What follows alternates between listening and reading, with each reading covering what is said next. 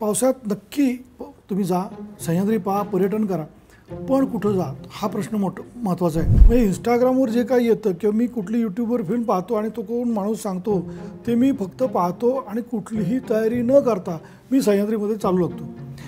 आम्ही पाहिलं सँडलवरती चपलीवरती लोक येत आहेत. एक रामेटा म्हणून एक वनस्पती आपल्याकडे, त्याची जर ती पानं खाल्ली तर तुमचे दात पडतील. दातपडी म्हणतात त्याला. काही लोकांना माहीत नाही, शेगडवरती अगदी सहज दिसतात ठिकठिकाणी, सह्याद्री अनेक ठिकाणी आहेत. त्याचा उपयोग गावातले लोक अजूनही जनावरांचे काही किडलेले दात काढताना ते घासून ते लावतात पालापाचवा. तो दात गळून पडतो आणि सूज येते हिरड्यांना आणि दात मुळापासून गळून पडतो. इंस्टाग्राम किंवा फेसबुक किंवा यूट्यूबवर जे हिडन जेम्स दिसतात त्याबद्दल काय वाटतं? शेवटच्या टप्प्यामध्ये चढाई करताना त्यातल्या 4 गिर्यारोहक त्यातले अत्यंत अवघड परिस्थिती आहे. 2 बंगाली गिर्यारोहकांचा मृत्यू 8000 मीटर 8100 मीटरवर झाला. 8000 मीटरलाच अजून डेथ झोनमध्ये 2 गिर्यारोहक अत्यंत वाईट अवस्थेत होते. माझी टीम 24-25 तास चढाई करून उतरून दमून झोपली होती समिट कॅम्पला. त्यांना परत उठवून, माझ्या शेर्पानं उठवून ते रेस्क्यू ऑपरेशन चालू केलं. 2 जण तर मृत्युमुखी पडले होते, ज्यांच्यावर आम्ही 40 दिवस होतो. 2 जणांतर मृत्यू होणार त्यांचा अशा अवस्थेत असताना माझ्या टीमला सांगितलं काही करा पण यांचे प्राण वाचले पाहिजेत. आणि मग ते कामाला लागले सगळे थकलेल्या अवस्थेत सुद्धा, आणि त्या 2 जणांचे प्राण वाचले. त्यातल्या एकाच्या 10 पैकी 8 बोटं कट करायला लागली, ॲम्प्यूट करायला लागली आहेत. दुसऱ्याची 4 बोटे ॲम्प्यूट केली पण प्राण वाचले. अरे मी सांगतो की आम्ही बाहेरच्या देशांमध्ये बघतो, म्हणजे आपल्याकडे जे काही ॲडव्हेंचर होतं ते काहीच नाही आहे.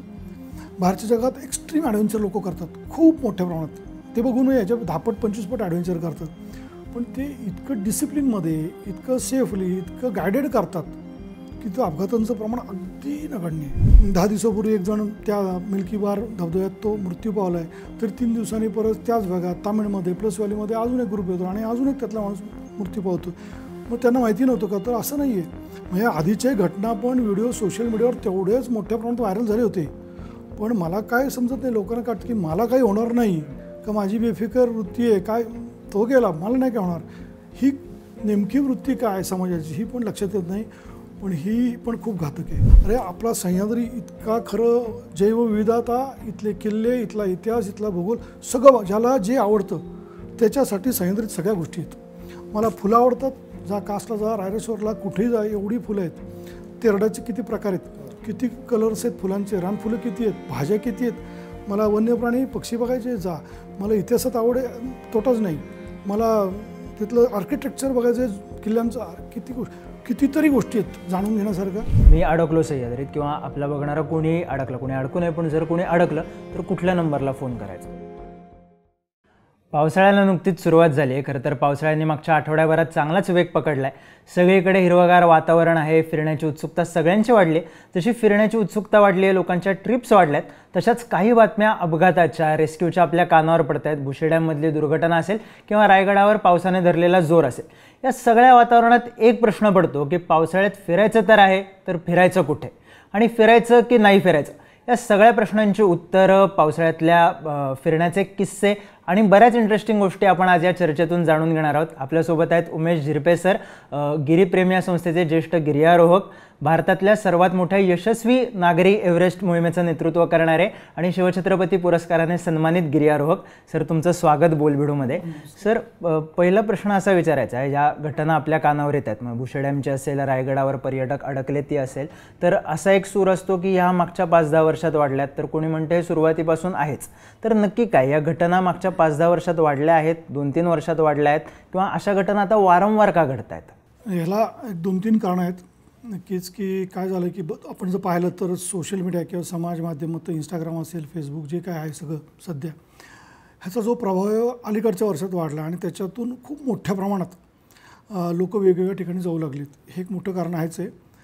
पण याचबरोबर एक असंही झालं आहे की ह्या 8-10 वर्षामध्ये आपल्याकडचं जे सगळं पर्यटन पण बदलत चाललं आहे.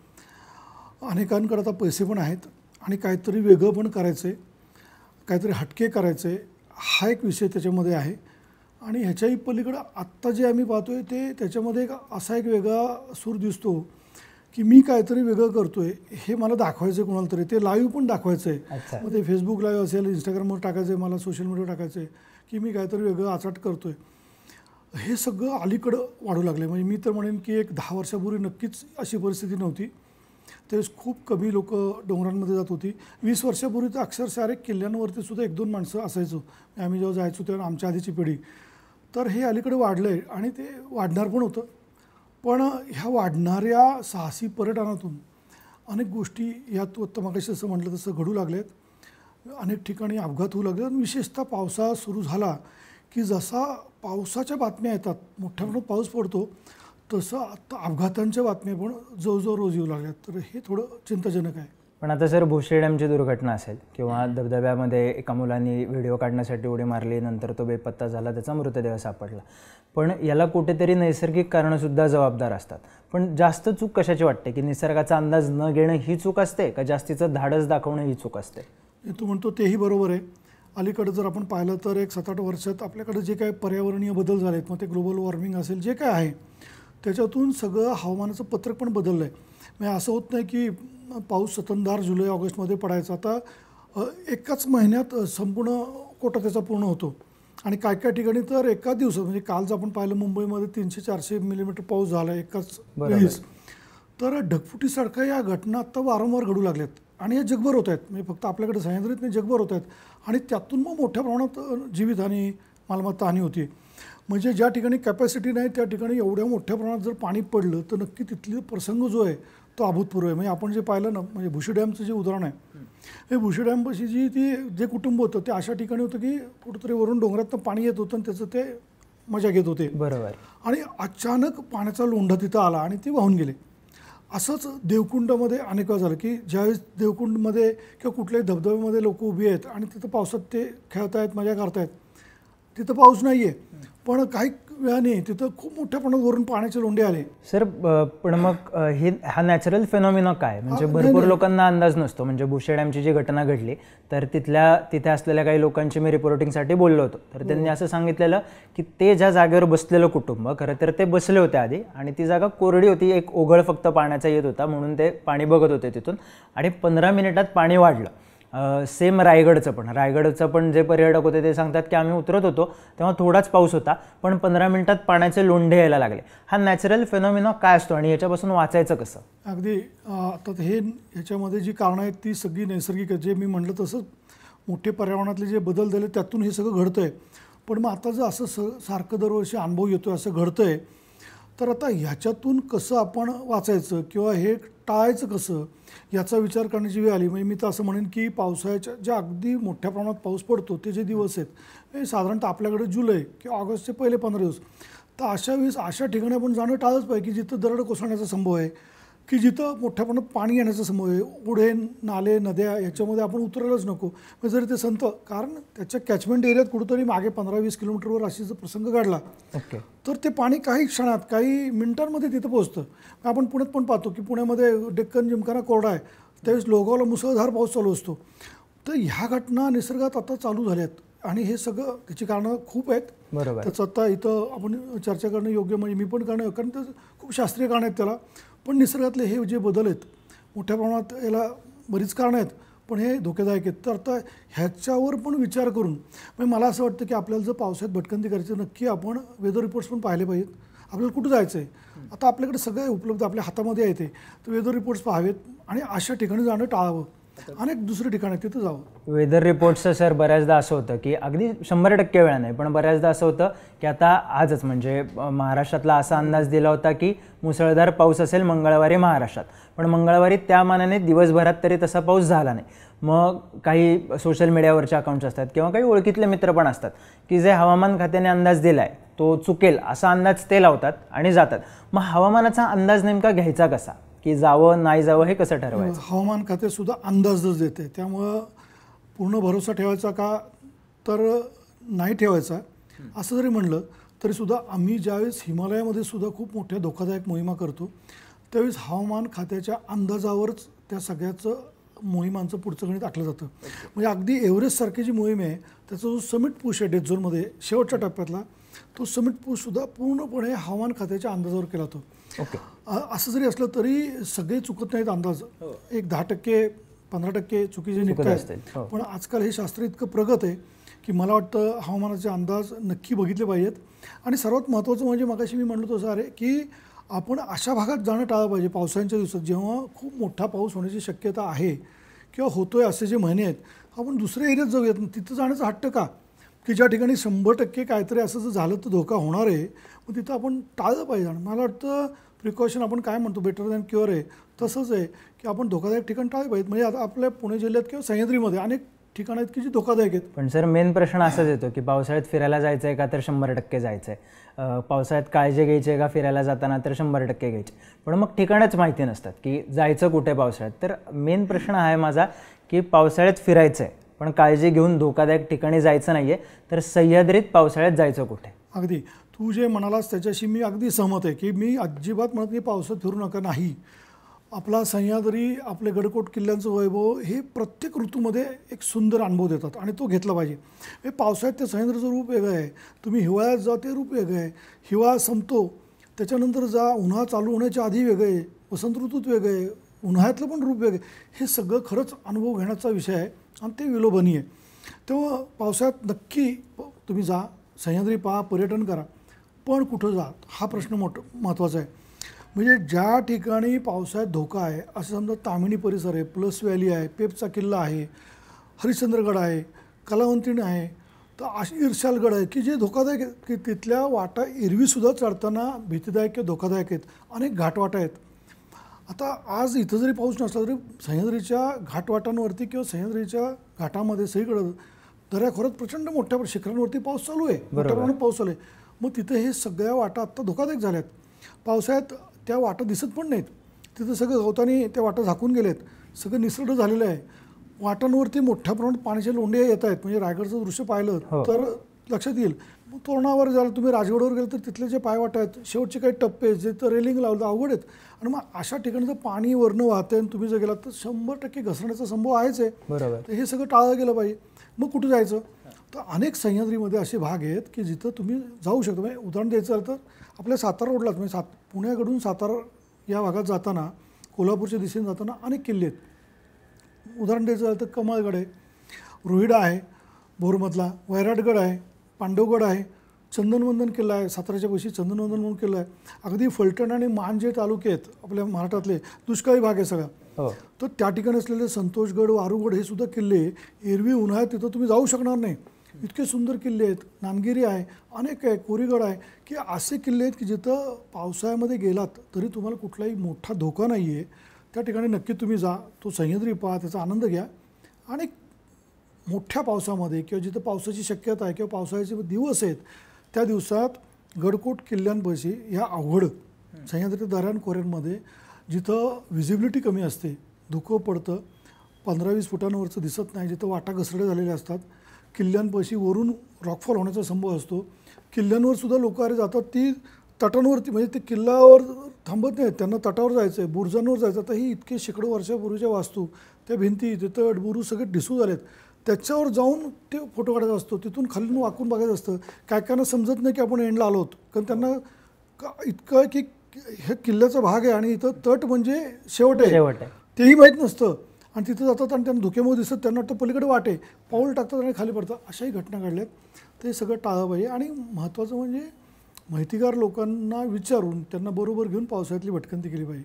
सर, पावसाळ्यातली भटकंती फक्त सह्याद्री किंवा किल्ल्यांपुरती मर्यादित नाही. म्हणजे जर मी मित्रांसोबत जायचं असेल तर किल्ल्यावर जाईल, पण आता जेव्हा फॅमिलीसोबत जायचं असतं तर बऱ्याचदा पहिलं ऑप्शन येतो तो भुसे डॅम. म्हणजे आता भुसे डॅमची जी घटना घडली त्यानंतरही भुसे डॅमवरचं पर्यटन थांबलेलं नाही. किंवा दुसरं येतो देवकुंड, की जिथे सगळ्यांना घरच्यांना घेऊन जायचं असतं. मग घरच्यांसोबत जायचं आहे किंवा ग्रुपने जायचं आहे पण ट्रेकिंगला नाही जायचं. मग असे सह्याद्रीतले कुठले स्पॉट आहेत जिथे गेलं पाहिजे पावसाळ्यात किंवा ते सेफ आहेत? मी सांगितलं तसंच आहे की पावसाळ्यात नक्कीच तुम्ही सहकुटुंब जेव्हा जाता, त्या पावसाचा आनंद घेता, तेव्हा सह्याद्रीमध्ये अशी अनेक ठिकाणं आहेत. उदाहरणार्थ आपल्या कामशेच्या इथं कुसूर पठार म्हणून आहे, कारल्याची लेणी आहे, त्याच्या टॉपवर जा तुम्ही. संपूर्ण कुसूर पठार इतका मोठा प्लॅट्यू आहे, गारबेट प्लॅट्यू आहे, खाली कर्जतला गेलं की खूप मोठा प्लॅट्यू आहे. आता हे सगळे प्लॅट्यू म्हणजे आपण जर हिमालयात गेलं त्याला बुग्याल म्हणतात. ओके. तर वरती गेलं की तुम्हाला खूप मोठा सपाट प्रदेश दिसतो आणि त्याच्यावर आत्ता सगळं हिरवंगार गवत आहे. तिथं जा, तुम्ही आनंद घ्या. सह्याद्रीच्या कुठल्याही रांगांमध्ये छोट्या डोंगर रांगा ज्या आहेत त्याच्यावरती, म्हणजे अगदी तुम्ही सिंहगडच्या उजवीकडून खानापूरवरून आपण पुढं मढेघाटाकडे जातो, एरवी तो वृक्ष भाग आहे. तर त्या ठिकाणी तुम्ही गेलं पाबे घाटात जर गेलात तर त्या पाबे घाटातून सुद्धा तुम्ही एक छोटा ट्रेक केला डावी उजवीकडे कुठेही तास 2 तासाचा, तर त्या डोंगर रांगांवर कुठेही जा ना, तुम्ही सगळे सेफ आहात. राजगडच्या ज्या सोंडा आहेत खाली, तोरण्याच्या सोंडा आहेत खाली, तिथं जा तुम्ही फिरायला, त्या सेफ आहेत. अनेक ठिकाणं आहेत सह्याद्रीमध्ये जाण्यासारखी. म्हणून म्हटलं मी याची सगळ्याची माहिती घेतली पाहिजे. आत्ता काय झालं माहिती आहे, सगळ्यात मुख्य प्रॉब्लेम हा आहे की लोक सोशल मीडिया खूप मोठा फॉलो करतात आणि त्याच्यावर पूर्णपणे विश्वास ठेवतात. म्हणजे इंस्टाग्रामवर जे काही येतं किंवा मी कुठली यूट्यूबवर फिल्म पाहतो आणि तो कोण माणूस सांगतो ते मी फक्त पाहतो आणि कुठलीही तयारी न करता मी सह्याद्रीमध्ये चालू लागतो. सर आम्ही पाहिलं सँडलवरती आणि चपलेवरती लोक येत आहेत. सर त्यावरूनच प्रश्न विचारतो की बेसिकच लोकांना माहिती नसतं की काय काय प्रिकॉशन्स घ्यायच्या किंवा अगदी शूज कुठला घालायचा ट्रेकिंगला जाताना. हे बघ, मग असा प्रश्न होता फॅमिलीबरोबरची भटकंती, तिथं मी म्हटलं 100% सेफली केली पाहिजे. तुम्ही दऱ्याखोऱ्यात किल्ल्यांवरती जाणं टाळलं पाहिजे. तर असं तर संपूर्ण महाराष्ट्रात अनेक ठिकाणं आहेत, त्या ठिकाणी त्यांनी गेलं पाहिजे. पण ज्यांना दऱ्याखोऱ्यांमध्ये गड किल्ल्यांवर जायचं म्हणजे साहसी पर्यटन ज्याला आपण म्हणू, हे जे करायचं आहे त्यांनी नक्की तयारी केली पाहिजे. कारण भटकंती करताना किंवा साहसी पर्यटन करताना आपल्याला काळजी काही गोष्टींची घेतली पाहिजे. अगदी बेसिक गोष्ट आहेत, म्हणजे शूज कुठले घालावेत. तर तुमच्याकडं चांगल्या क्वालिटीचे ट्रेकिंग शूज असले पाहिजेत. काही लोक सँडल चप्पल लेदरचे शूज घालून जातात, तर ते घसरणारच आहे ना. तुमच्याकडं चांगला रबर सोल असलेले ट्रेकिंग शूज आज बाजारामध्ये अनेक ठिकाणी उपलब्ध आहेत. ट्रेकिंग शूज असले पाहिजेत. तुमच्यापाशी वॉटरप्रूफ रेनकोट, पाऊच, तुमचा पॉन्चो, छत्री, हे सगळ्या गोष्टी पाहिजेत. तुमच्यापाशी कपड्यांचा एक सुका सेट पाहिजे. मोबाईल खूप मोठी गोष्ट आहे आजकाल, तर मोबाईल तुमचं सुरक्षित राहण्यापाशी प्लास्टिकची एखादी कॅरी बॅग पिशवी पाहिजे. मोबाईलचा बॅकअप पाहिजे, मोबाईल डिस्चार्ज, कारण तुम्ही जर अडचणीत सापडला तर तुम्हाला संपर्क करण्याचं ते एक साधन आहे, ते पाहिजे. आणि शक्यतो पावसाच्या दिवसात आम्ही वन डे ट्रेक करा म्हणून सांगतो. ओव्हरनाईट ट्रेक टाळले पाहिजेत तुम्ही, कारण पावसाळ्यामध्ये तुम्ही जिथं वस्ती कराल किल्ल्यांवरती, गोवा असेल, दीव असेल, तिथे अनेक प्रकारचे वन्य प्राणी, काही सरपटणारे प्राणी असू शकतात, त्याच्यापासूनही धोका आहे. तर हे जर सगळं तुम्ही पाहिलं, तुमच्याशी खाण्याचं पुरेसं पाहिजे, पाणी पाहिजे, पाण्याची बॉटल पाहिजे, काही मेडिसिन पाहिजे. आणि सगळ्यात महत्त्वाचं, सह्याद्रीमध्ये अनोळख्या ठिकाणी जर जायचं असेल तर तुमच्यावर माहितीगार माणूस पाहिजे, गाईड पाहिजे. तर एवढ्या बेसिक गोष्टी जर फॉलो केल्या तर मला वाटतं ही भटकंती नक्की सुरक्षित होईल. सर तो माहितीगार माणूस निवडायचा कसा? हा, तो माहितीगार माणूस निवडायचा कसा? अनेक सह्याद्रीमध्ये आज आपल्या महाराष्ट्रामध्ये अनेक छोटे मोठे टूर ऑपरेटर्स आहेत की जे अनेक गिर्यारोहक आहेत की ज्यांनी हा व्यवसाय सुरू केला आहे आणि ते चांगलंच आहे, ते काही वाईट नाही आहे. पण मग त्यातले चांगले कोण आहेत ह्यांची आपण चौकशी करा. मला वाटतं सगळ्यात चांगलं म्हणजे रिव्ह्यूज. आता हल्ली लोक रिव्ह्यूज किंवा काय किती त्याचं कमेंट्सवरून जातात. तर मला वाटतं असं न करता इथं आपण कोणतरी आधी जो जाऊन आला आहे त्याच्याकडनं माहिती घ्यावी. आपल्याला जर परदेशात अमेरिकेला ट्रिपला जायचं आहे किंवा युरोपला 5 लाख रुपये खर्च करून जायचं आहे तर आपण रिव्ह्यू तर पाहतो, पण तुमचा कोण मित्र नाते गेला त्याला विचार, अरे तू बाबा ह्या कंपनीबरोबर गेला होता तर ती कशी होती सर्व्हिस, ती माणसं कशी होती, तुला कशी सर्व्हिस झाली. मला वाटतं इथं तर आपला जीव आपण धोक्यात घालतो आहे, हे लोकांना कळतच नाही. आपण जिथं जाणार आहे तिथं साहस करणार आहे, तिथं धोका आहे थोडा. मग नक्कीच आपली काळजी घेतली पाहिजे. तर अशा ठिकाणी जो कोण जाऊन आला आहे त्यांना विचारायचं किंवा जी लोकं या क्षेत्रात आहेत त्या अनेक गिर्यारोहक, जुने जाणते अनेक गिर्यारोहक, अनेक चांगल्या संस्था महाराष्ट्रातल्या प्रत्येक भागांमध्ये आहेत, प्रत्येक शहरांमध्ये आहेत, त्यांना संपर्क करावा. आज पुण्यामध्ये गिरीप्रेमी संस्था आहे. एवढंच नाही तर गिरीप्रेमींनी सुरू केलेली Guardian Giripremi institute of Mountaineering ही मुख्यतः जिची स्थापना यासाठीच झाली आहे की ॲडव्हेंचर स्पोर्ट्स करण्यासाठी किंवा ॲडव्हेंचर करायचं आहे तुम्हाला तर त्याचं प्रॉपर ट्रेनिंग तुम्ही घेतलं पाहिजे. या भावनेनेच ही संस्था सुरू केली. तिथं तुम्ही संपर्क करा, नेटवर गेलं त्या सगळ्या गोष्टी तुम्हाला माहिती पडतं आणि अशा लोकांना संपर्क करून त्यांच्याकडनं माहिती घेऊन तुम्ही जा. हे एवढं मात्र केलंच पाहिजे, कारण आपण आपला जीव तिथं पणाला लावतो असं मी म्हणेन, धोक्यात घालतो आहे आणि तो अमूल्य आहे. सर एक साधारण वर्ष सव्वा वर्षापूर्वी हरिश्चंद्रगडावर एक घटना घडली होती की पुण्यातली काही मुलं वीकेंड म्हणजे सुट्टीच्या दिवशी ट्रेक करायचा म्हणून गेली. त्या मुलांना हरिश्चंद्रगड कसा आहे, कसं स्ट्रक्चर आहे काही माहीत नव्हतं. त्यांनी सोशल मीडियावर कोकण कड्याचे वगैरे व्हिडिओ बघितले होते आणि भर पावसात सँडल वगैरे घालून, दोघांकडे रेनकोट बाकीच्यांकडे नाही, असं लहान मुलाला एकाला सोबत घेऊन ते वर गेले. त्यांना वर जाईपर्यंत हे माहीत नव्हतं की हरिश्चंद्रगडाच्या इथून लोकल गाईड मिळतात. मग हे लोकल गाईड कसे मिळतात, त्यांच्याशी कॉन्टॅक्ट कसा करायचा, ती सिस्टीम कशी असते? नाही, आज सुदैवाने काय माहिती का, प्रत्येक जवळजवळ प्रत्येक किल्ल्यापाशी स्थानिक ग्रामस्थ, स्थानिक तरुण हे खूप चांगले प्रशिक्षित झालेत. म्हणजे आमच्या इन्स्टिट्यूटमधून पण या स्थानिक ग्रामस्थांनी या सगळ्याचं प्रशिक्षण घेतलं आहे. तर तुम्ही थोडं चौकस राहिलं पाहिजे, तुम्ही थोडं डोळस नक्की भटकंती केली पाहिजे. तुम्ही जर एखाद्या गावात गेलात आणि जर पायथ्याच्या गावात विचारलं की बाबा इथं असे कोणी वाटाडे आहेत का, इथं कोणी माणसं आहेत का, अनेक ठिकाणी वनसमिती आपल्या वन खात्याने वनसमिती तयार केलेत आणि त्या समितीच्या माध्यमातून प्रत्येक ग्रामपंचायतीमध्ये ही माहिती आत्ता उपलब्ध आहे. आणि जसं मी म्हटलं तसं अनेक ट्रेकिंग करणाऱ्या संस्था आहेत, या संस्थांकडे पण तुम्हाला ही सगळी माहिती विचारेल किंवा तुम्हाला हरिश्चंद्रगड कसे यायचं आहे, तिथं वाटाडा कोण मिळेल चांगला, तर त्याची माहिती तुम्हाला सहज बसल्या बसल्या उपलब्ध होऊ शकते. तर थोडी चौकस राहून याची सगळी चौकशी केली तर नक्कीच सगळी माहिती उपलब्ध होऊ शकते. ते काय अवघड राहिलं नाही. अखिल महाराष्ट्र गिर्यारोहण महासंघ म्हणजे ज्याची आपल्या राज्यातील अपेक्स बॉडी आहे, राज्यस्तरीय संघटना आहे गिर्यारोहकांची. तर अखिल महाराष्ट्र गिर्यारोहण संघाचे सध्या अध्यक्ष म्हणून पण माझ्याकडे गेली 4 वर्ष जबाबदारी. तर आम्ही याच्यामध्ये मुद्दाम यासाठी काही सेल सुरू केलेत की ज्यामध्ये तुम्हाला सह्याद्रीमध्ये हिमालयामध्ये भटकंती करताना जर काही आजार झाले किंवा जाण्यापूर्वी काय प्रिकॉशन घ्यावी याच्यासाठी 11 जणांचं पॅनल आज आहे उपलब्ध. तुम्ही त्यांना कॉन्टॅक्ट करू. अशा प्रकारची सर्व सहाय्य गिरिप्रेमीचे इन्स्टिट्यूट आणि अखिल महाराष्ट्र गिर्यारोहण महासंघ ह्या सगळ्यांकडं अशा प्रकारची व्यवस्था आहे. इथं तुम्ही संपर्क केलात, फोन केला, मेलवर कॉन्टॅक्ट केलात तर तुम्हाला सगळी माहिती उपलब्ध होऊ शकते. पण लोक ह्याच्यापेक्षा, मी परत सांगतो, याच्यापेक्षा लोक इंस्टाग्राम आणि यूट्यूबमध्ये काय येतं आहे त्याच्यावर खूप विश्वास ठेवत आहेत. पण हे खूप धोकादायक आहे. कारण गेल्या 5-6 वर्षात आम्ही पण पाहिलं आहे जिथं जिथं अपघात झाले त्या अपघात झालेल्या ग्रुपबरोबर. कारण काय होतं, आम्ही एक रेस्क्यू हेल्पलाईन चालवतो आहे संघटितपणे सगळे गिर्यारोहक महाराष्ट्रातले. आणि मग त्यावेळेस आम्ही जेव्हा रेस्क्यू करायला जातो आम्ही विचारतो, अरे हे तुम्ही कसे या ट्रेकला आलात, हे तुम्हाला माहीत नव्हतं की अवघड आहे. तर ते सरळ सांगतात का नाही, आम्ही हे नेटवर पाहिलं, इंस्टाग्रामवर हे पाहिलं, ऑनलाईन त्यांना. म्हणजे काही ठिकाणी ते इतकं धक्कादायक होतं की जे आयोजक होते त्यांचं ऑफिस ते कुठे काय माहिती, ते फक्त फोनवर बोलत होते. जसं हे क्षेत्र वाढलं आहे तसं अनेक प्रवृत्ती याच्यामध्ये आल्या आहेत आणि ते होतंच. कुठलंही एखादं क्षेत्र वाढलं म्हणजे मी कायम सांगतो वैद्यकीय क्षेत्रात जास्त पैसे आहेत म्हणून आजही तालुक्यामध्ये पण बोगस डॉक्टर सापडतात, पैसे मिळतात.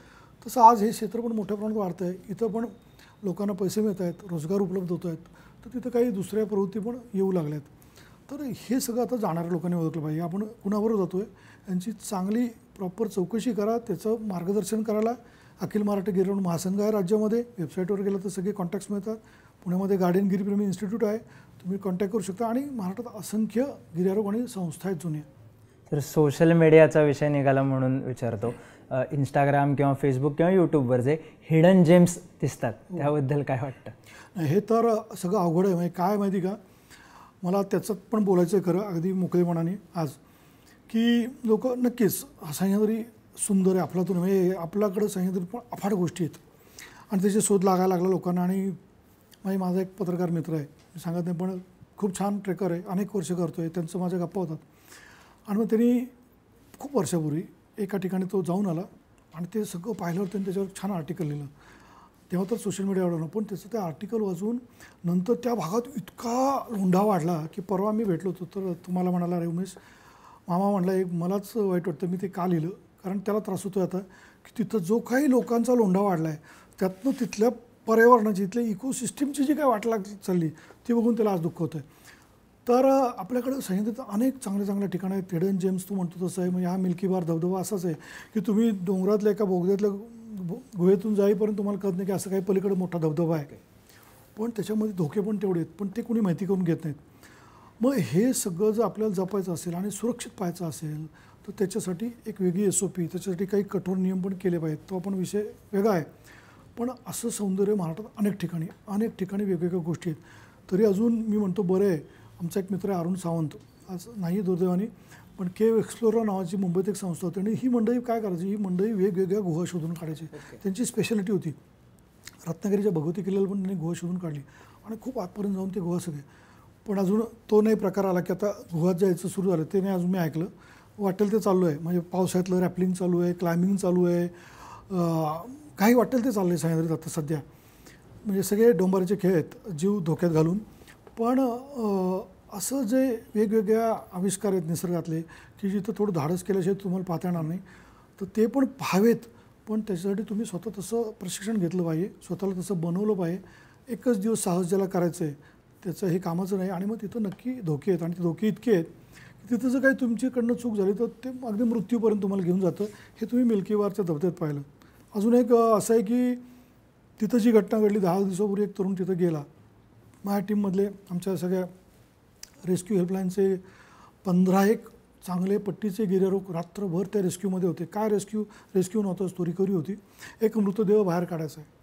रात्रभर ही सगळी मंडळी आपला स्वतःचा जीव तिथं पणाला लावून जीवाची पर्वा न करता आपला अमूल्य वेळ पैसा सगळं खर्च करून तिथं होती. माझ्या मनात एक वेगळा विचार चालला, अरे ठीक आहे माणुसकी म्हणून आपण हे सगळे करता येतच, पण रात्रभर त्या सगळ्यांच्या घरच्यांची अवस्था काय होती, त्यांच्या मित्रांची अवस्था काय होती, काय मानसिकता होती. अरे हे असं होऊ शकतं ना की तो एक मृतदेह काढताना बचाव करणाऱ्या सदस्यातला पण कुणी त्याच्यामध्ये त्यालाही काही होऊ शकतं आणि असं झालं तर ते किती वाईट आहे. तर ही विचार करण्याची आज वेळ आली की रेस्क्यू करताना लोकांनी ही वेळ आणूच नाही मी तर म्हणतो, पण जर एखादा माणूस गेला आहे आणि तो खूपच अवघड ठिकाणी आहे तर त्याचं मृतदेह काढणं आणि त्याच्यासाठी लोकांनी आपले प्राणपणाला लावणं हे कितपत योग्य आहे ह्याचा एक विचार करण्याची वेळ आली. पण तू म्हणतो ते तसंच आहे की खूप चांगल्या चांगल्या गोष्टी सह्याद्रीत आहेत, अनेक हिडन जेम्स आहेत, अनेक ठिकाणी बघण्यासारख्या गोष्टी आहेत. पण या सगळ्या जर पाहायच्या असतील तर त्याची खूप वेगळी अशी ठोस एक प्रणाली एक SOP केली पाहिजे आणि ती करताना या क्षेत्रात जी लोक आहेत, जे स्टेक होल्डर्स आहेत, गिर्यारोहण संस्था आहेत, गिर्यारोहणाची अपेक्स बॉडी आहे, अखिल महाराष्ट्र गिर्यारोहण महासंघ इन्स्टिट्यूट आहे पुण्यामधली, ही एकमेव ट्रेनिंग इन्स्टिट्यूट आहे. म्हणजे आपल्या भारतात सदर्न इंडियातली आज ज्या काही गिर्यारोहणात प्रशिक्षण देणाऱ्या ट्रेनिंग इन्स्टिट्यूट आहेत त्या सगळ्या उत्तरेमध्ये हिमालयात आहेत. उत्तरकाशी, मनाली, दार्जिलिंग, जम्मू काश्मीर, पहलगाम, आता अरुणाचलमध्ये या सगळ्या गव्हर्नमेंट फंडेड आणि गव्हर्नमेंटनी ॲडमिनिस्टर केलेले इन्स्टिट्यूट आहेत. पहिली इन्स्टिट्यूट अशा प्रकारची ट्रेनिंग इन्स्टिट्यूट सह्याद्रीमधली आम्ही सुरू केली 2015मध्ये आणि यामध्ये आमचा हाच प्रयत्न आहे लोकांना एज्युकेट करायचं ॲडव्हेंचरसाठी. नक्की साहस करा, कारण साहस केल्यानंतर काय मिळतं हे खूप वेगळा विषय आहे. माणसाचं आयुष्य बदलून जातं, ते करणं आवश्यक आहे, पण ते सुरक्षित आणि ट्रेनिंग घेऊन करा हे सांगण्यासाठी केलं. तर हे सगळं केलं तर होऊ शकतं. सर रेस्क्यू ऑपरेशन कसं पार पडतं, म्हणजे मला सुरुवातीपासून जाणून घ्यायचं आहे की तुम्हाला फोन कसा येतो तिथपासून रेस्क्यू होतं कसं. खूप महत्त्वाचा प्रश्न आहे की काय होतं तुम्हाला माहिती का की महाराष्ट्रामध्ये 60-70 वर्षे गिर्यारोहण चालू आहे. अनेक गिर्यारोहक इथं तयार झालेत सह्याद्रीत आणि सगळे प्रशिक्षण घेऊन येतात. हे प्रशिक्षण घेऊन आलेले गिर्यारोहक कुठेही अडचणीच्या ठिकाणी दुर्गम भागात नक्कीच जाऊ शकतात. ते टेक्निक ते शिकलेले आहेत. तर मग आपल्याला जे येतं ते समाजाला ते उपयोगी पडत असेल तर नक्कीच या भावनेने अनेक वर्ष काम चालू आहे. म्हणजे कितीक वेळा तुम्ही जुन्या काळात पण बातम्या असल्या तर खंबाटकी अगदी पहिला रेस्क्यू कधी आला तर खंबाटकी घाटात जुना जो हायवे होता तेव्हा एक ST महामंडळाची पडली आणि तिथं लोक अडकले, मृत्यू पावली. तर त्या लोकांना काढण्यासाठी खोपोलीत यशवंत आयकर्स म्हणून आहे, यशवंती आयकर्स, तर त्याचे गिर्यारोहक सगळे पद्माकर, काकड, भंडारे सगळी मंडळी ही त्वरेने धावली तिथं आणि तो मला वाटतं पहिला रेस्क्यू असेल. किती सालचा अंदाज आहे? ही घटना जवळजवळ 30 वर्षापूर्वीची आहे आणि तो पहिला रेस्क्यू आला आणि त्याच्यानंतर गिर्यारोहक जाऊ लागले. कुठं अडचणी ठिकाणी वाहन पडले, कुठंतरी महाबळेश्वरला कोणी पडले, पॉईंटवरनं पडले खाली, अशा ठिकाणी सुरू झाले रेस्क्यू. हे करताना काय झालं की हे काम ते निस्वार्थ भावनेने समाजसेवा किंवा माणुसकी म्हणून करतच आलेत. पण ह्याच्यामध्ये एक अनुभव आमच्या बाबतीत असला, आम्ही एव्हरेस्ट करून आलो आणि आम्ही मुंबईला एक कार्यक्रम चालू होता आणि तो कार्यक्रम चालू असताना माझ्या एका ओळखीच्यांचा मला फोन आला की उमेश आमचा अगदी जवळचा मित्र महाबळेश्वरला अमुक ठिकाणी दरीत पडला आहे, तर तुमची काही टीम आम्हाला मदत करू शकेल का. मी म्हटलं अगदी नक्कीच आणि मी हालचाली सुरू केला. तर खरं आम्ही त्यावेळेस मुंबईमध्ये होतो, तर मी पुण्यातल्या आमच्या टीमला सांगितलं की त्वरेने तुम्ही असं असं महाबळेश्वरला, कारण तो पडलेला व्यक्ती खाली खोल दरीत पडला होता त्यामुळं त्याला काढणारी टीम सक्षम पाहिजे होती. बरोबर. पण त्याच्यामध्ये मी असा विचार केला तर पुण्यातून महाबळेश्वरला जायला कमीत कमी 3 तास लागणार, त्या माणसापर्यंत पोचला अजून. हे जे गोल्डन आवर्स आहेत ते खूप महत्त्वाचे आहेत. मग तोपर्यंत त्या माणसाचं काय, तोपर्यंत त्याची जखम जर सिरियस असेल तर तो मृत्यूही पाहू शकतो. त्याच्यातून मी माझ्या सहकाऱ्यांशी चर्चा केली आणि आम्ही असं ठरवलं, त्याच वेळेस नुकती आम्ही इन्स्टिट्यूट सुरू केली होती की आपण एक रेस्क्यूसाठी हेल्पलाईन करूयात. कारण आपले जे गिर्यारोहक मित्र महाराष्ट्रातल्या वेगवेगळ्या भागांमध्ये आहेत आणि ते कार्यरत आहेत, तर आपण यांना सगळ्यांना संघटित करूयात. मग ह्या उद्देशाने आम्ही सगळ्या रेस्क्यू करणाऱ्या बचाव पथकातल्या गिर्यारोहक मित्रांना आमच्या पुण्यात बोलवलं, त्यांची एक मिटिंग घेतली आणि कल्पना त्यांच्यावर मांडली. सगळ्यांनी प्रतिसाद दिला आणि आम्ही ठरवलं की स्पीडी रेस्क्यू झाला पाहिजे. परदेशामध्ये आपण पाहतो की एक माणूस जरी अडकला कुठं तरी अख्खी यंत्रणा कामाला लागते. आमच्याकडे 100 लोक जरी गेली तरी काही फरक पडत, त्या दिवसापुरती ती बातमी असते. पण आम्ही ठरवलं की हे करायचं आणि मग Maharashtra mountaineers rescue coordination centre MMRCC या नावाने एक हेल्पलाईन चालू केली आणि मग त्या हेल्पलाईनला 24/7 24/7 त्या हेल्पलाईनला जर तुम्ही कधीही फोन केला तर 4 जण आहेत त्याच्यावरती जे फोन घेतात. ते सगळे आपापले काम करत आहेत, पण कोणीतरी फोन अटेंड करतो. जो फोन घेतो गिर्यारोहक त्याच्याकडे संपूर्ण महाराष्ट्रातल्या बचाव पथकांचा डाटा आहे. ओके. आणि जर महाबळेश्वरमध्ये जर एखादं कोणी पडला असेल तर तो फोन घेणारा माणूस ताबडतोब महाबळेश्वरच्या टीमला कळवतो. आता अजून त्याच्यामध्ये असं आहे की महाबळेश्वरमध्ये तो जो पडलेला विक्टीम आहे तो 400 फूट दरीत पडला आहे तर टीम पण तेवढी सक्षम पाहिजे. बरोबर. मग कुणाला कॉल द्यायचं हे त्याला माहिती असतं. मग तो महाबळेश्वरमधल्या टीमला सांगतो की असं आहे तुम्ही जा. दुर्दैवाने ती टीम तिथे अवेलेबल नसेल तर नेक्स्ट जवळची पाचगणीतली वाईटली साताऱ्यातल्या टीमला कॉल जातो आणि त्वरेने रेस्क्यू चालू होतो. त्यानंतर तो काय करतो, तो रेस्क्यू चालू झाल्यानंतर ताबडतोब 108 ॲम्ब्युलन्सला फोन करतो. कारण जेव्हा कोण असेल त्याला काढल्यानंतर पहिलं त्याला वैद्यकीय मदत पाहिजे. तर पाठोपाठ ॲम्ब्युलन्स तिथं जाईल असं बघतो आणि रेस्क्यू क्लोज होईपर्यंत त्याचा फॉलोअप घेतला जातो. हे काम इतकं चांगलं चाललं आहे, म्हणजे इतकं खरंच अभिमान वाटतो. म्हणजे मी तुला सांगतो हे कामाचं जेव्हा मी कधी बोलत असतो ना तर मला ममता दीदींचं एक वाक्य आठवतं. त्या गिर्यारोहकांच्या बाबतीत पश्चिम बंगालमध्ये गिर्यारोहकांना खूप समाजामध्ये रिस्पेक्ट आहे. तर त्या काय म्हणायचे की गिर्यारोहक म्हणजे समाजाची ॲसेट आहे. तर त्याच भावनेने मला वाटतं गिर्यारोहक ही संपत्ती आहे आपल्या राष्ट्राची. इतकं वेगळं काम गिर्यारोहक करू शकतात आणि करतायत. मग हे गिर्यारोहक जेव्हा हे काम करतात आणि मग त्याचा जो नंबर आहे तो आम्ही महाराष्ट्रभर डिस्प्ले केला आहे. म्हणजे समजा मी अडकलो सह्याद्रीत किंवा आपला बघणारा कोणी अडकलं, कोणी अडकू नये, पण जर कोणी अडकलं तर कुठल्या नंबरला फोन करायचा? तर नंबरला फोन करायचा. मी नंबर सांगतो 7620 230 231 7620 230 231.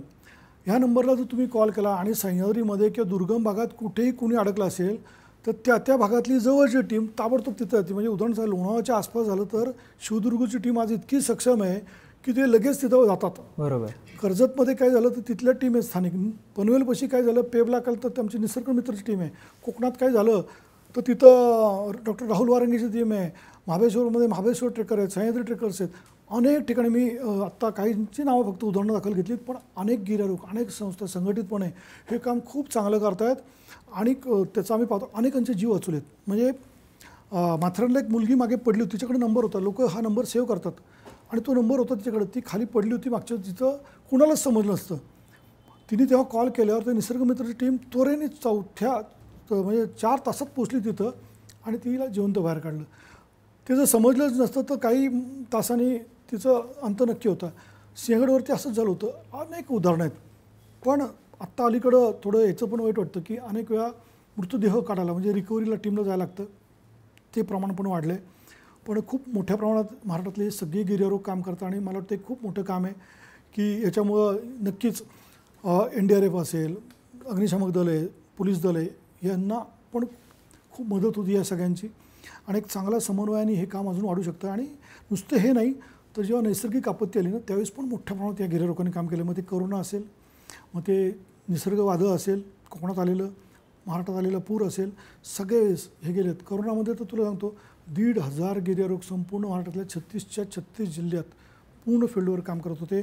त्याची सगळी यादी हेल्पलाईन आपलं कोरोनाचं कंट्रोल रूम जी आहे मंत्रालयात तिथं होती आणि तिथून सगळ्या जिल्हाधिकाऱ्यांकडे ती यादी होती. आणि आमचे सगळे म्हणजे पुण्यात तर 230 गिर्यारोहक पुणे शहराच्या प्रत्येक स्वॅब सेंटर, जम्बो हॉस्पिटल आणि कंट्रोल रूम हाताळत होते. सर, जसे सह्याद्रीत फिरायचं असतं लोकांना, हे पावसाळ्यापुरतं नसतं, वर्षभर सुरू असतं. तसं एक फिरण्याची आवड असते ती जपली जाते हिमालयात, की मग हिमालयन एक्सपेंडिचर भरपूर जण करतात महाराष्ट्रातले. तरी हिमालयातले रेस्क्यू ऑपरेशन्स कसे असतात त्याचेही तुमच्याकडे अनुभव असतील तर ते शेअर कराल का? खूपच आहे. मी असं म्हणेन की सह्याद्रीमध्ये ठीक आहे, आम्ही जो सह्याद्रीतला अनुभव आहे तो काही मर्यादित काळापुरत्या पावसाळ्यातच जास्त अपघात होतात, त्यानंतर प्रमाण कमी होतं. पण हिमालयात तर खूप आत्ता मोठी अवघड परिस्थिती आहे, ती आम्ही जाऊन पाहतो. म्हणजे आज आपल्याकडं हिमालयात पण मोठ्या प्रमाणात ट्रेकिंग, अल्टिट्यूड ट्रेकिंग मोहिमा, पर्वतारोहण यांचं प्रमाण वाढलं आहे.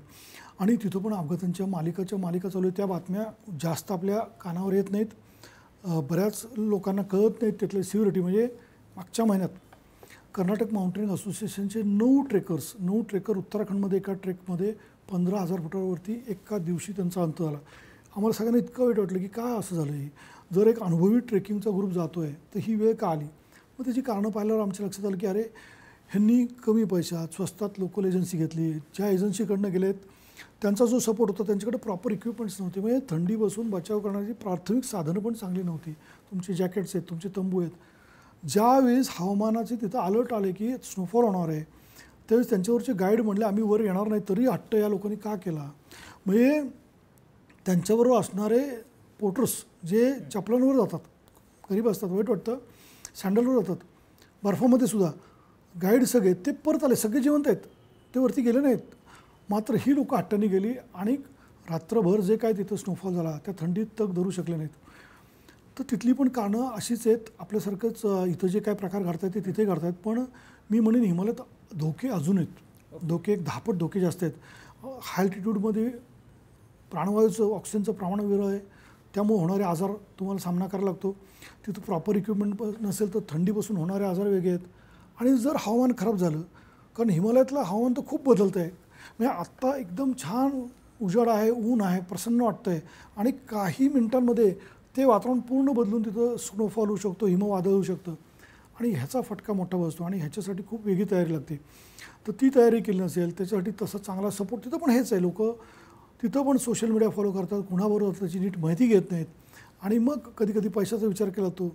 कधी कधी मला कमी वेळ आहे माझ्याकडे तरी जाण्याची घाई असती, कारण हिमालयात अति उंचीवर घाई करून चालत नाही.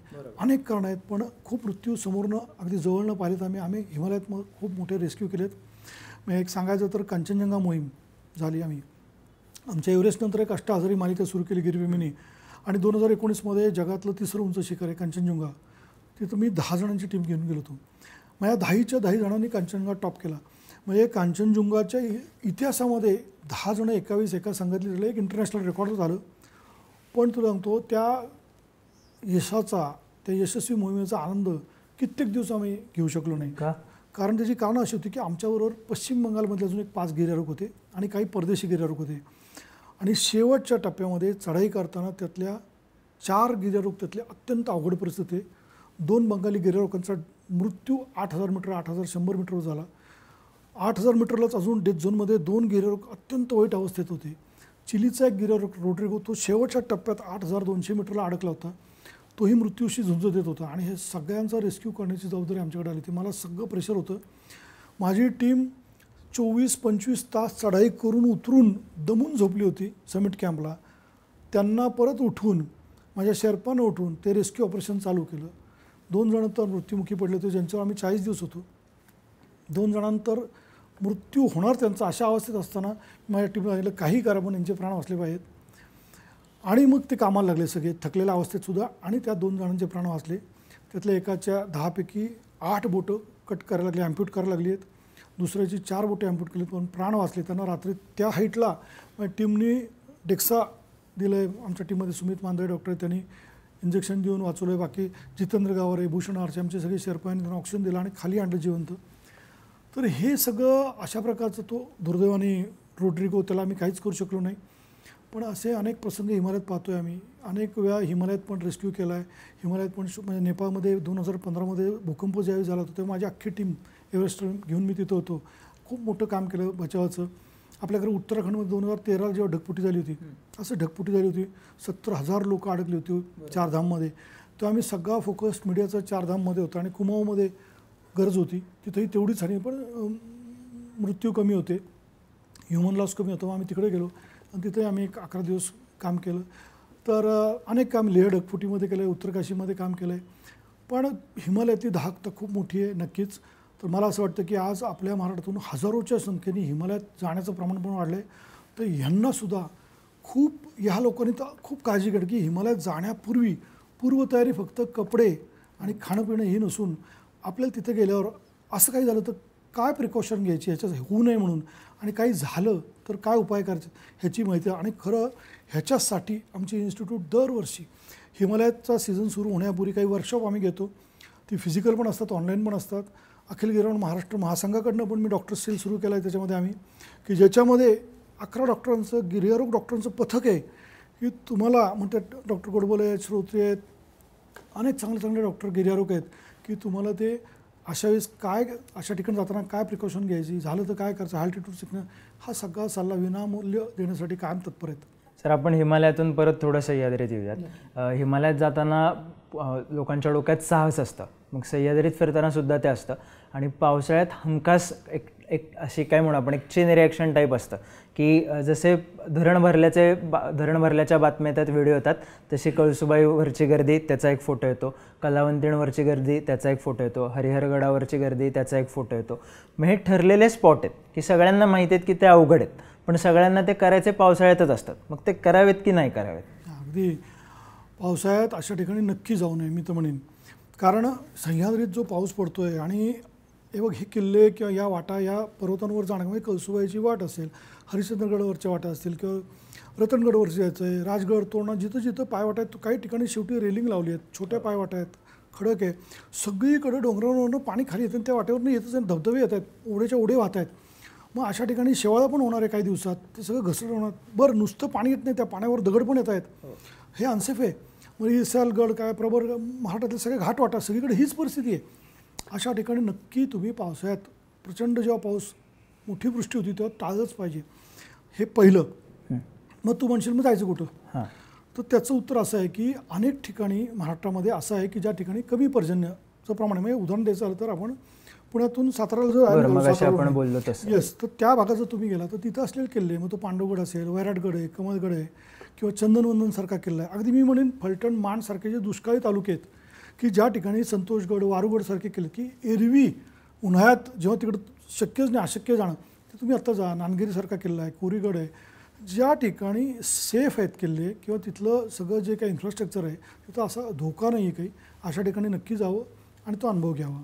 आणि एक ट्रेंड साहसी खेळांचा येतो पावसाळ्यात, ज्याच्यात तुम्ही मगाशी बोलताना सुद्धा म्हणलात वॉटर रॅपलिंग असते किंवा वॉटरफॉल रॅपलिंग असतं, तर ते करावं करू नये.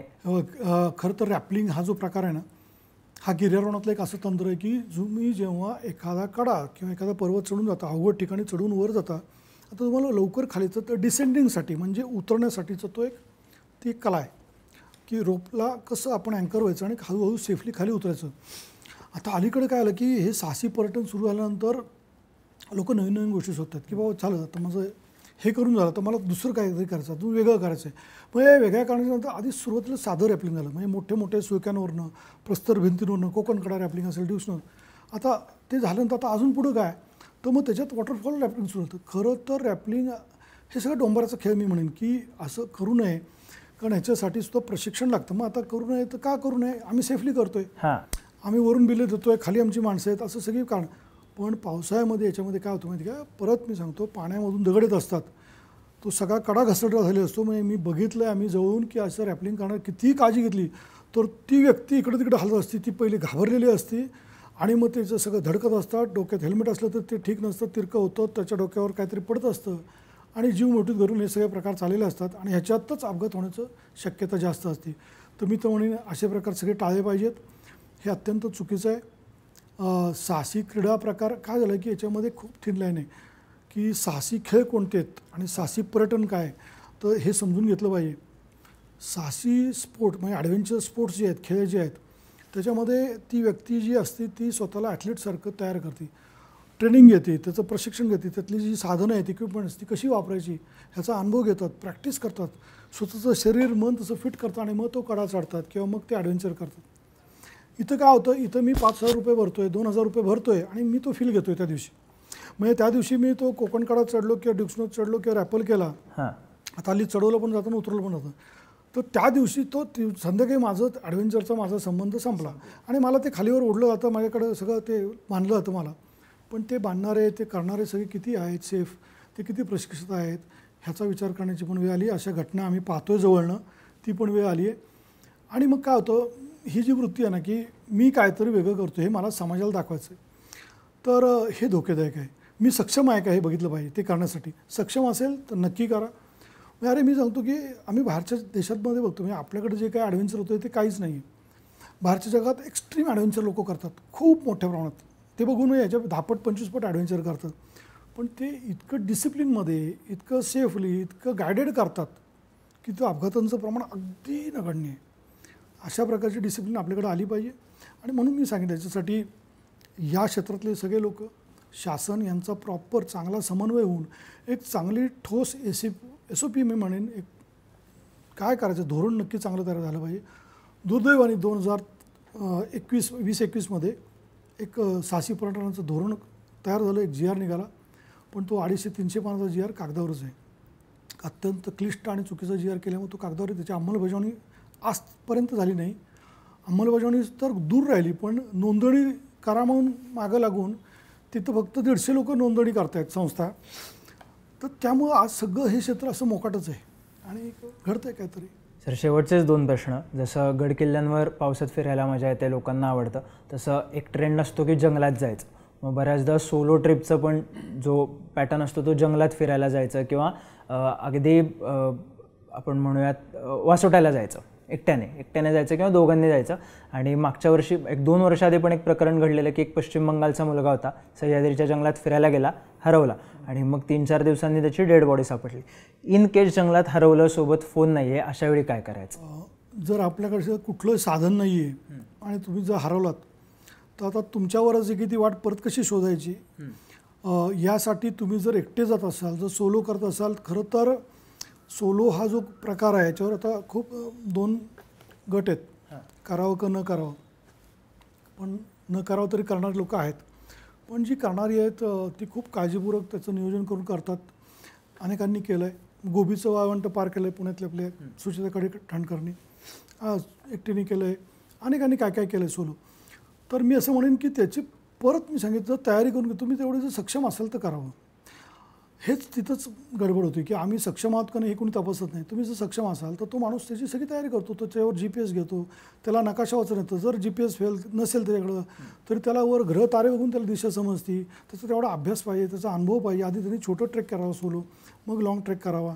दिशेचं ज्ञान प्रॉपर पाहिजे. काही खाणाखुणा कराव्यात त्यांनी, कुठं झाडांना रिबीन बांधावी जंगलात, कुठं काही की त्याला जर आपण चुकलो तर आपण ज्या वाटेने आलो ती वाट परत सापडता आली पाहिजे ना. तरच त्यांनी असे प्रकार करत नाहीत. तर मग ते वेडे साहस आहे. मग जर तुम्हाला सापडत नसेल तर तुम्ही थांबायचं देवाच्या भरोश्यावर की तुमच्या भरोश्यावर. तुमचं लक असेल चांगलं तर बाहेर पडाल तिथून, असंच म्हणेल मी. कारण सोलो करताना तर खूप त्यांनी काळजी घेतली पाहिजे. पहिलं तर अशा ठिकाणी सोलो मी म्हणेन की हे धाडस टाळलं पाहिजे. कारण जंगलामध्ये किंवा सह्याद्रीतल्या किंवा डोंगरांमध्ये कुठेही गेलं तर काही झालं. गिर्यारोहणामध्ये आमचा एक नियम आहे की आम्हाला शिकवलं पण जातं इन्स्टिट्यूटमध्ये, आम्ही जिथं शिक्षण घेतलं की बडी ही कॉन्सेप्ट आहे. म्हणजे जोडीदार. तुमचा जो बडी असतो ना, 2 लोकांची पेअर असते गिर्यारोहणामध्ये कुठल्याही मोहिमेमध्ये, तर ते खूप एकमेकाला मदत करतात. म्हणजे अल्टिट्यूडला जेव्हा आपण जातो अनेक गोष्टी होतात.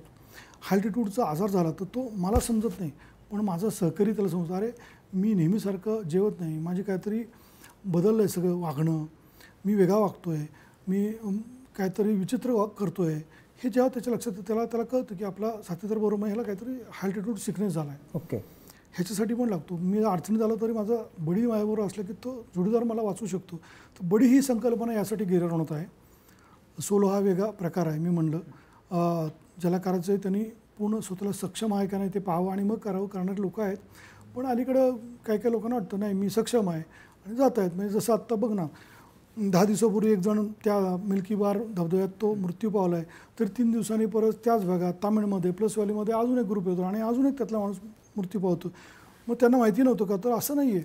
म्हणजे आधीच्या घटना पण व्हिडिओ सोशल मीडियावर तेवढेच मोठ्या प्रमाणात व्हायरल झाले होते.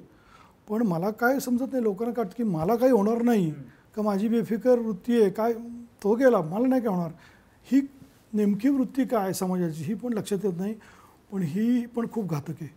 सर, शेवटचाच प्रश्न. तुम्ही मगाशी सांगितलं की पावसाळा जेव्हा पीकला असतो तेव्हा कुठे फिरायचं कुठे नाही, पण मग पावसाळ्यात नक्की कुठल्या महिन्यांमध्ये फिरायचं, उन्हाळ्यात सह्याद्री फिरताना कुठे जायचं आणि हिवाळ्यात सह्याद्री फिरताना कुठे जायचं? अगदी पावसाळ्यात मी म्हटलं जसं की जिथं खरोखरच खूप मुसळधार पाऊस पडतो आहे, घाट माथे जे आहेत त्या ठिकाणी जाणं टाळा. तिथं खूप मोठ्या प्रमाणात पाऊस पण आहे, व्हिजिबिलिटी पण नाही आहे, धोके पण खूप आहेत, वाटा निसरड्या आहेत, धबधबे कोसळत आहेत, पाण्याचा प्रवाह मोठा आहे. म्हणजे छोटा असलेला नाला क्रॉस करताना सुद्धा तुम्ही वाहून जाऊ शकता. निसर्गापुढं तुम्ही वेळसाहस करू नका. निसर्गामध्ये जाऊन नक्की ते नियम पाळा.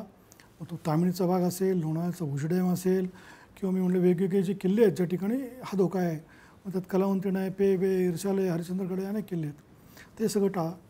मग अशी मी म्हटलं तर अनेक सह्याद्रीतल्या ठिकाणी आहेत. अरे तुम्ही कुठेही जा, सह्याद्री खूप मोठा आहे आणि जिथं कमी पर्जन्य आहे, ज्या ठिकाणी डोंगर छोटे आहेत, ज्या ठिकाणी जास्त धोके आहेत, अशा ठिकाणी तुम्ही जा. माहितीगार लोकांकडनं माहिती घ्या, नक्की पहा. कारण पावसाळ्यातलं सह्याद्रीतलं रूप वेगळं आहे, ते नक्की अनुभवा. दुसरं मी म्हणेन आपल्याकडचे सगळेच ऋतू खूप छान आहेत, विशेषतः हिवाळ्यामध्ये तर सगळं सह्याद्री सुंदरच आहे. तेच तुम्ही लाँग ट्रेक करा, मोठे ट्रेक ज्यांना लाँग ट्रेक करायचे आहेत, 4-4, 5-5, 8-8 दिवस जायचे, त्यांच्यासाठी तो खूप छान ऋतू आहे. लाँग ट्रेक करा, कारण सगळीकडे मुबलक पाणी आहे, कुठेही तुम्ही वस्ती करू शकता. त्यावेळेस घ्यायची काळजी वेगळी, गवत प्रचंड वाढलेलं असतं, त्यामुळे गवतात असलेले प्राणी, विंचू, काटा, साप जे काय त्याच्यापासून काळजी घ्या. माहितीगार लोकांच्या मार्गदर्शनाखाली ते ट्रेक करा. उन्हाळ्यातली काळजी वेगळी, प्रत्येक ऋतूत काळजी आपण घेतो तशीच आहे ना. म्हणजे आपल्याला नाही का पावसाळ्यात सांगतात हे खाऊ नका ते खाऊ नका डॉक्टर, तसंच आहे उन्हाळ्यामध्ये सुद्धा वेगळं आहे. उन्हाळ्यात तुम्ही जर मोठे ट्रेक करत असाल तर पाणी पाहिजे तुमच्याकडं. म्हणजे उन्हाळ्यात आम्ही बघितलं पाणी नाही आहे, डिहायड्रेशन होऊन सह्याद्रीत लोक मृत्यू पावलेत उन्हापासून. पण आपल्याकडचा आत्ता सध्याचा जो उन्हाळा आहे तो इतका प्रचंड वाढले तापमान, म्हणजे 10 वर्षापूर्वी इथं 35 होतं ते आज 40 पार केलं. मग ह्याची काळजी पण घेतली पाहिजे. सनस्ट्रोकने पण तुम्ही मृत्यू पाहाल. उन्हाळ्यामध्ये जर चकवा लागतो काही ठिकाणी तरी तुम्हाला प्रॉब्लेम आहे. मग परत माहितीगार माणसं पाहिजेत, माहिती पाहिजे. आणि उन्हाळ्यातले लॉंग ट्रेक टाळले पाहिजेत. परत उन्हाळ्यात आम्ही असं तू दिवसाचे ट्रेक टाळा. सकाळी 7लाच प्रचंड ऊन सुरू होतं, चटका बसतो. नाईट ट्रेक करा, संध्याकाळचे हाईक करा, छोटे हाईक करा, ओव्हरनाईट ट्रेक करा. उन्हाळ्यात दिवसा तुम्ही उन्हात पडू नका बाहेर, पाणी पाहून ट्रेक करा. तुमच्यापाशी पुरेसं पाणी ठेवा. नुसतं पाणी नाही, तुम्ही डिहायड्रेट झालं तर अजून काही एनर्जी ड्रिंक्स तुमच्यापाशी असली पाहिजेत, ग्लुकोज असलं पाहिजे. या सगळ्या गोष्टींचं पालन त्या ऋतूमध्ये वेगळं. म्हणजे उन्हाळ्यात आंबा खाणं छानच आहे, प्रश्न नाही. तसं आहे उन्हाळ्यात पण तुम्ही जा ना सह्याद्रीत. उन्हाळ्यातला संध्याकाळचा रात्रीचा, म्हणजे उन्हाळ्यात तुम्ही सिमेंटच्या घरात झोपायचं, एखाद्या किल्ल्याच्या टॉपवर जाऊन एखाद्या डोंगरावर जाऊन झोपून बघा, समोर आकाशात चांदणी दिसतात, थंडगार वारा सुटला आहे, तुम्हाला कळणारच नाही उन्हाळा आहे म्हणून. तसं सगळ्या ऋतूची मजा वेगळी आहे. पण ती परत सांगतो शेवटी की ती अनुभवण्याच्यासाठी आणि ते सगळं सुरक्षित करण्यासाठी. कारण हे बघ, साहसी पर्यटन म्हणलं म्हणजे साहस म्हणलं की त्याच्या मागेमाग धोका आला. छोटा आहे मोठा आहे तो भाग वेगळा, पण या ठिकाणी तुमची छोटी चूकसुद्धा तुम्हाला काहीतरी शिक्षा देईल. मग ती शिक्षा तुम्हाला थोडंसं लागण्यापासून अगदी मृत्यूपर्यंत आहे. तेव्हा काळजी आपली आपण घेतलीच पाहिजे. आणि यासाठी तुमच्या साहसाचं नियोजन, तुमच्या पर्यटनाचं नियोजन नीट करा. मग ते 1 दिवसाचं असलं 2 दिवस असलं तरी, मग लाँग ट्रेक असलं तरी योग्य व्यक्तींचा सल्ला घ्या, त्याची तयारी तुम्ही करा. कुणाबरोबर जायचं ते तुम्ही ठरला. त्याच्यासाठी लागणारं इक्विपमेंट, अगदी बुट्टा, छोट्या छोट्या गोष्टी असतात. उन्हाळ्यात गॉगल पाहिजे तुमच्याशी, टोपी पाहिजे डोक्यावरती, या सगळ्या गोष्टी. थंडीमध्ये तुमचं बचावणं कानटोपी पाहिजे. आपल्या घरात इथं थंडी असती वेगळी आणि डोंगरातली थंडी वेगळी असते. नंतर बूट, अगदी छोटी गोष्ट आहे की तुम्ही झोपताय वस्तीला, तिथं बूट तुम्ही मोजे कुठे ठेवता त्याच्यात पण विंचू जाऊन बसतो. मग तो सकाळी घालताना पटकन आपला पाय घालायचं का, छोट्या छोट्या गोष्टी आहेत. मग ह्याचं भान कसं ठेवायचं, कुठलं पाणी प्यायचं, कुठली काय काय फळं खायची नाहीत. रामेठानाचे काय काय लोकांना असतं, कुठलंही झाड तोडायचं, तोंडात पाण्यात टाकायचं. अरे ते काय, एक रामेठा म्हणून एक वनस्पती आपल्याकडं, त्याची जर ती पानं खाल्ली तर तुमचे दात पडतील. दातपडी म्हणतात त्याला. काही लोकांना माहीत नाही. शेगडवर ते अगदी सहज दिसतात ठिकठिकाणी, सह्याद्रीत अनेक ठिकाणी आहेत. त्याचा उपयोग गावातले लोक अजूनही जनावरांचे काही किडलेले दात काढताना ते घासून ते लावतात पालापाचवा. तो दात गळून पडतो कारण सूज येते हिरड्यांना आणि दात मुळापासून गळून पडतो. मग अशा उन्हाळ्यात मधमाशांचा तू बघितलं किती मोठ्या प्रमाणात तो सुरू होतो बघ उन्हाळ्यात. मग ह्याला मधमाशा चावल्यात, ते मेलेत, अगदी मृत्यू पावलेत मधमाशा चावून.